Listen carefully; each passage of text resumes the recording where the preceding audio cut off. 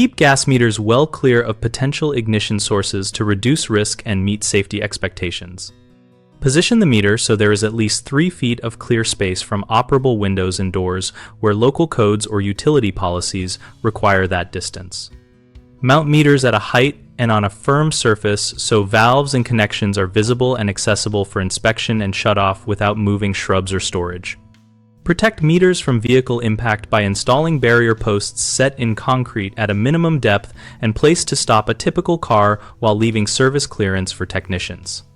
Where utility company requirements differ from general practice, always follow the utility guidance because they set the service and emergency rules and may require alternate clearances or protection methods.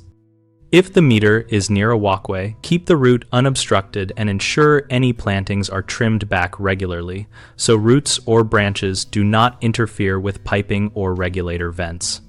For meters adjacent to structures, provide a small gravel or non-combustible pad to reduce vegetation growth and allow easy visual inspection for corrosion or leaks.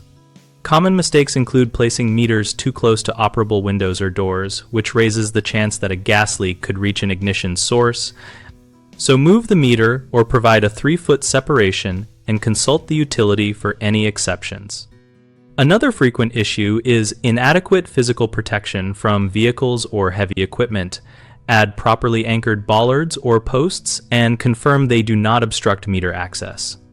A third concern is burying piping or covering meters with landscaping which hides corrosion and leaks, so keep a clear, non-combustible perimeter and schedule periodic visual checks for wear and tightness.